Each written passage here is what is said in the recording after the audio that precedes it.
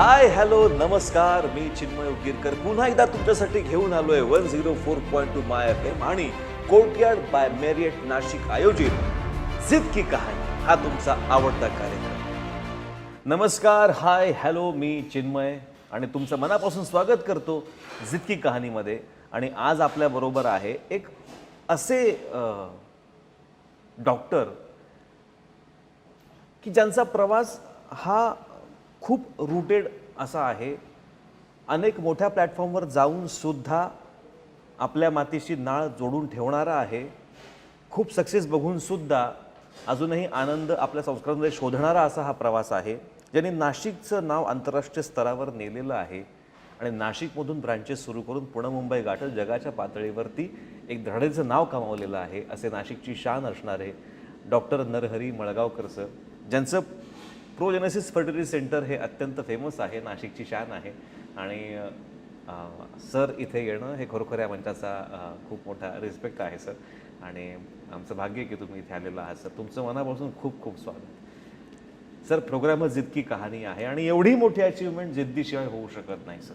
मग जिद्द कुठल्या पण टर्म्समध्ये असू शकते sir, in terms of sacrifice, मग ते सुखाचं असो, वेळेचं असो, क्षणांचं असो, अनेक गोष्टी याच्या पाठीमागे असतात सर. हा तुमचा प्रवास समजून घ्यायचा आहे सर. फॅमिली बॅकग्राऊंड, एज्युकेशन, बाबांचे संस्कार आणि मग प्रोजेनेसिस सेंटर.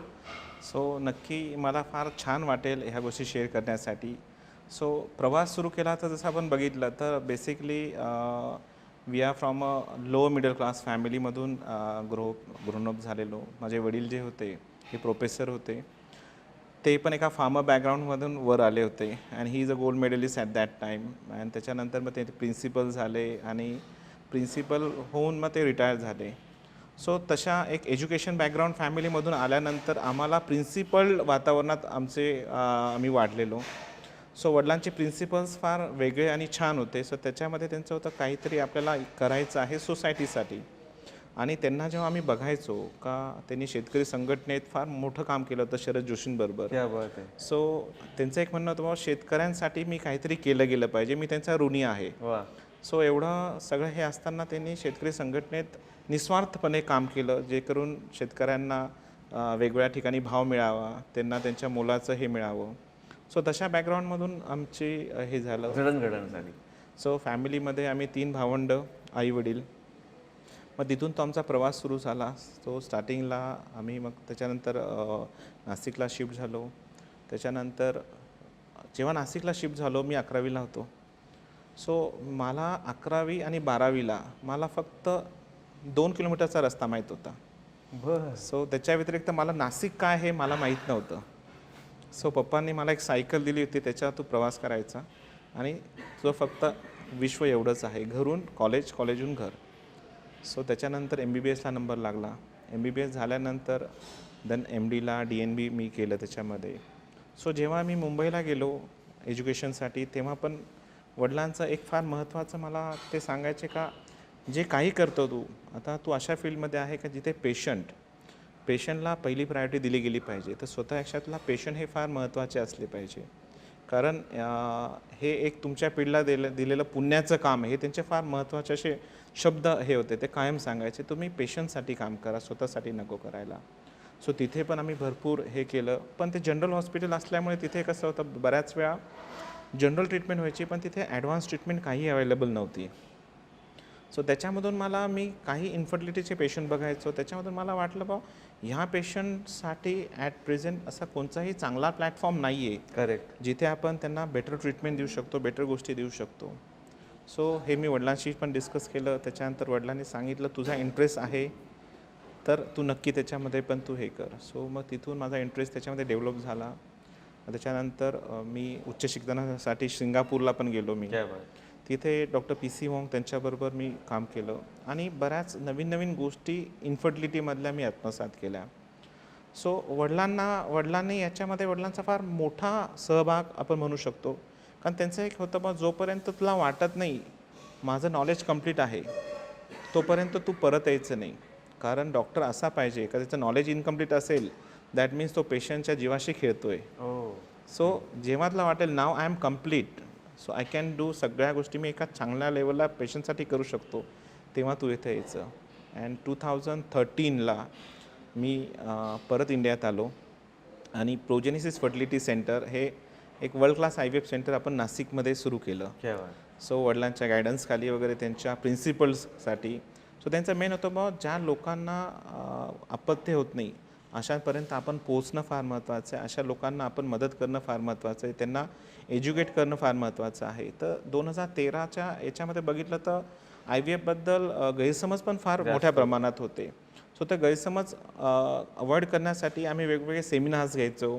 सो त्याच्यामध्ये आम्ही लेक्चर द्यायचो काय असतं, हे गैरसमज दूर झाले पाहिजे, हे जेणेकरून त्या कपलला इन्फर्टिलिटीचा प्रॉब्लेम त्यांनी ट्रीटमेंट घेतली पाहिजे. आणि त्यासाठी आम्ही प्रोजेनेसिस फर्टिलिटी सेंटरची पहिली जी ब्रँच आहे नाशिक इथे सुरू केली. आणि सिंगापूरहून आल्यामुळे माझ्या माइंडमध्ये होतं का आपल्याला कुठेतरी एक इंटरनॅशनल प्लॅटफॉर्म टाईप किंवा इंटरनॅशनल स्टँडर्ड टाईप एक आय व्ही एफ सेंटर आपण सुरू केलं गेलं पाहिजे. सो त्या स्टँडर्डचं आपण प्रोजेनेसिस फर्टिलिटी सेंटर सुरू केलं with all kinds of advance technology.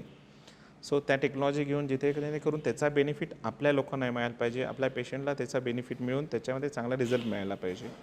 So ती जर्नी तिथून सुरू झाली. सो जेव्हा प्रोजेनेसिस सुरू केलं का मला आठवतं का ऑलमोस्ट 2 वर्ष मी एकही दिवस सुट्टी घेतली नव्हती. Not even for my birthday, माझ्या मुलीच्या बड्डेसाठी पण मी सुट्टी घेतली नव्हती. सो फार छान याच्यामध्ये आहे. सो एक दिवस माझी मुलगी जेव्हा बोलायला लागली तर ती माझा भाऊ होती त्याला पप्पा पप्पा आणि मला काका काका बोलायला लागली. So that was something I was अमेज. म्हटलं अरे नाही आपण मग थोडासा मी टाईम फॅमिलीसाठी पण काढायला लागलो. पण जर इन्फर्टिलिटीचा विचार केला तर infertility is my passion, is not my profession असं मी म्हणू शकतो. कारण पॅशनशिवाय आपण पॅशन म्हणजे वेडं पण असेल तर आपण काहीतरी वेगळ्या लेवलला काम करू शकतो. सो तिथे न थांबता आम्ही वेगळे सेमिनार्स वेगवेगळ्या कपल्सला गाईड कर, त्यांना हे कर. ऑनलाईन आम्ही फ्री कन्सल्टेशन्स पण सुरू केले. त्याच्यामध्ये कोणालाही प्रॉब्लेम असेल तर त्यांनी आम्हाला कन्सल्ट करा, we are here to guide you. So त्याने करून अवेअरनेस आपला वाढला पाहिजे. आणि याच्यामध्ये आपण मग प्रोजेनेसिस फर्टिलिटी सेंटर आपण हे केलं. सो त्याच्यानंतर आपण सेकंड ब्रँच आपण ठाण्याला सुरू केली आणि थर्ड ब्रँच पुण्याला सुरू केली आणि आता आपली चौथी ब्रँच पनवेलला पण सुरू होते. सो आता ही जी जर्नी होती ह्या जर्नीमध्ये सगळ्यात महत्त्वाचा आपण विचार केला तर पॅशन म्हणजे काय एकटा पर्सन करू शकत नाही. So we need a team work. So याच्यामध्ये प्रॉपर टीम वर्क असणं पण गरजेचं आहे आणि आपल्याबरोबर आपली टीम अशी पाहिजे का ती सुद्धा त्याच्यासाठी पॅशनेट पाहिजे. सो मी तशी टीम गोळा केली पूर्ण. त्या लोकांना ट्रेनिंग दिलं, जे माझं नॉलेज होतं ते पर्क्युलेट केलं जेणेकरून ते नॉलेज पर्क्युलेट होऊन ते अजून जास्त लोकांपर्यंत जायला पाहिजे. So we have started with the fellowship programmes also, जेणेकरून सगळ्या ठिकाणी आम्ही जाऊ शकत नाही पण जे लोक आमच्याकडे ट्रेनिंग घेऊन बाहेर पडतील ॲटलिस्ट ते तरी समाजाला काहीतरी मदत करू शकतील. सो तशा पद्धतीने आम्ही प्रोजेनेसिसची आम्ही हे केलं, स्थापना करून त्याचं आम्ही प्रोजेनेसिस वाढवली.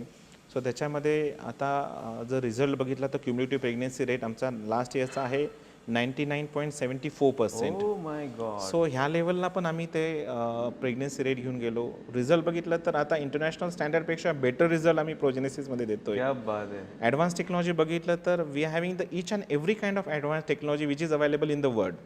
सो त्या सगळ्या गोष्टी इथे आणल्या कारण शेवटी आपल्या कटिंग एज टेक्नॉलॉजी जोपर्यंत नसेल तोपर्यंत आपण एक बेटर परफॉर्मन्स नाही देऊ शकत आपण.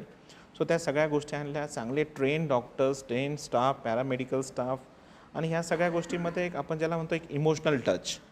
जे कोणचंही कपल आलं का त्याला एक एम्पॅथिक ॲप्रोच आपण ज्याला म्हणतो. सो त्याच्यामध्ये आपण अंडरस्टँड करायला पाहिजे कपलला काय प्रॉब्लेम आहे. बिकॉज जर इन्फर्टिलिटीचा आपण विचार केला आता जन्मय तर इन्फर्टिलिटी म्हणजे इट्स स्वतःचा तर प्रॉब्लेम असतो पण सोसायटीचं बर्डन फार जास्त असतं.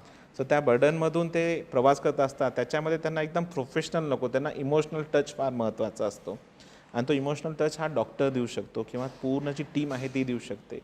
त्याच्यामुळे त्यांचा स्ट्रेस कुठेतरी कमी होतो and that also gives us a benefit in terms of results. So या पद्धतीने आम्ही प्रोजेनेसिस फर्टिलिटी सेंटरला आम्ही हे केलं. सो रिझल्टच्या बाबतीत जर मी सांगितलं तर आमच्याकडे बरेचसे दुरून दुरून पेशंट येतात ज्यांना अपत्य प्राप्ती होत नाही, त्यांनाही आम्ही बेटर रिझल्ट दिलं.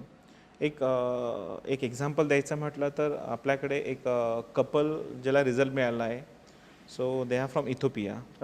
सो इथोपियामध्ये they are well to do couple. So इथोपियामध्ये त्यांना रिझल्ट मिळाला नाही. So they took a treatment त्यांनी UK घेतली, डेन्मार्क, नॉर्वे, कॅनडा, USA सगळीकडे ट्रीटमेंट घेऊन त्यांना अपत्यप्राप्ती होत नव्हतं. तर त्यांना सांगितलं now there is no hopes. So then they came to know about Progenesis. बा इथे आपलं ब्रीद वाक्य पण आहे, फ्रॉम होप टू हॅपीनेस. क्या बात. So then they came to us, आणि मग आम्ही त्यांना पूर्ण इव्हॅल्युएट केलं. प्रॉब्लेम पहिले इव्हॅल्युएट करून तो ट्रीट केला, आणि त्याच्यानंतर आम्ही त्यांची IVFची ट्रीटमेंट केली, आणि ते conceived in the first cycle. क्या बात. सो आता त्या कपलला आपण बघितलं तर आता ट्विन्स बाळ पण आहे त्यांना. वा. So that is an international platform आपला तयार झाला. सो ह्या बेसिसवरच आपण बघितलं तर जे प्रोजेनेसिस फर्टिलिटी सेंटरमध्ये याच्यामध्ये आपण स्टँडर्ड प्रोटोकॉल्स आणले. It should not be like a ordinary centre जे चालू आहे तसं नाही. सो आपल्या प्रॉपर SOPs आहे, प्रॉपर प्रोसेसेस आहे, प्रॉपर प्रोटोकॉल्स आहे, प्रॉपर आपण सगळ्या गोष्टींचं ऑडिट करतो, क्लिनिकल पण, ज्याच्यामध्ये कुठेही पेशंटची कॉम्प्रोमाइज नको व्हायला ट्रीटमेंट. सो त्या गोष्टींचा आपण एक बेस बनवलेला आहे, आणि आता आपण कुठेतरी एक याच्या बेसिसवर आपण जर बघितलं तर प्रोजेनेसिसला इंटरनॅशनल अवॉर्ड्स पण मिळाले आहे. तो hospital, best hospital for reproductive medicine क्या बात. हा बर्थ सिंगापूर इथे अवॉर्ड मिळाला आहे, आणि आपल्याला URS एशिया 1चा पण दुबई इथे अवॉर्ड मिळालेला वा आहे. वा वा वा. सो एक इंटरनॅशनल प्लॅटफॉर्मला पण आपण रिकग्नाइज झालेलो आहे.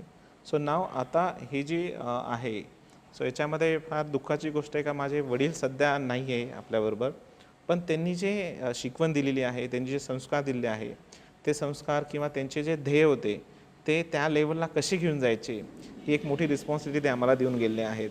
सो आता हे आपण किती बेटर लेवलला लोकांना जनसेवा करून त्यांच्यापर्यंत आपण ह्या गोष्टी पोचू शकतो, आणि त्यांना आपत्त्यप्राप्तीचं सुख देऊ शकतो, त्याच्यावर आपण पूर्ण फोकस करून आपण आता आपली पुढची वाटचाल आपण करतो आहे. सो इन्फर्टिलिटीमध्ये जेव्हा आपण बघतो तर मला सगळ्या गोष्टी माहीत आहे. सो इन्फर्टिलिटीमध्ये A to Z काही असेल तरी त्याच्यामध्ये सगळ्या गोष्टी प्रोजेनेसिस फर्टिलिटी सेंटरमध्ये अंडर वन रूफ आपण अवेलेबल करून दिलेल्या आहेत, जेणेकरून त्याचा बेनिफिट हा सगळ्या प्रकारच्या कपल्सला मिळायला पाहिजे. याच्यामध्ये चांगली गोष्ट आपण जे म्हणतो तर आपण CSR ॲक्टिव्हिटीज पण सुरू केल्या आहेत. अरे वा. So it is not only earning, it is not only आपण पॅशन आहे, पण त्याची काहीतरी समाजाला पण मदत व्हावी. सो या हेतूने पण आपण एक CSR ॲक्टिव्हिटीज म्हणून पण आपण जे पर्टिक्युलर पेशंट्स असतो त्यांच्यासाठी आपण मदत करतो, किंवा एज्युकेशन ग्रँट देतो आपण काही मुलांना. सो त्या CSR ॲक्टिव्हिटीज पण आपण प्रोजेनेसिस सेंटरतर्फे आपण सुरू केलेल्या आहे. सर, पण आता एवढी आपली व्याप्ती आहे, आता इंटरनॅशनल प्लॅटफॉर्म पण आपण गाठलेला आहे. एक अगदी सामान्य प्रश्न सर उभा राहतो सामान्य माणसासाठी, की मग आपल्याकडे ही ट्रीटमेंट किती अफोर्डेबल आहे? नक्की हा फार महत्त्वाचा क्वेश्चन आहे. याच्यामध्ये जेव्हा आपण बघतो का अफोर्डेबिलिटी ही फार महत्त्वाची आहे, कारण जे प्रोजेनेसिसचं ते आहे का मॅक्सिमम लोकांना त्याचा बेनिफिट मिळायला पाहिजे. आपली जी चार्जेस आहे around 30 to 40% of their charges. So एवढ्या कमी लेवलला आपण ते चार्जेस आणून ठेवलेले आहेत, बरोबर. जेणेकरून आपल्याला दोन गोष्टी महत्त्वाच्या आहे. आपल्याला चांगली ट्रीटमेंट देणं पण महत्त्वाचं आहे.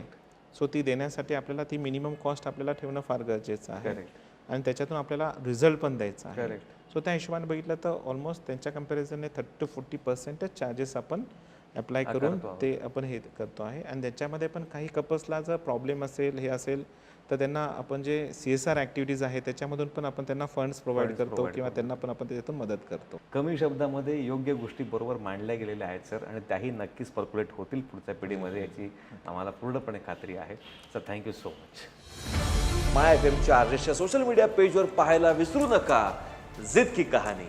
चलो आज कुछ अच्छा सुनते हैं. 104.2 MyFM.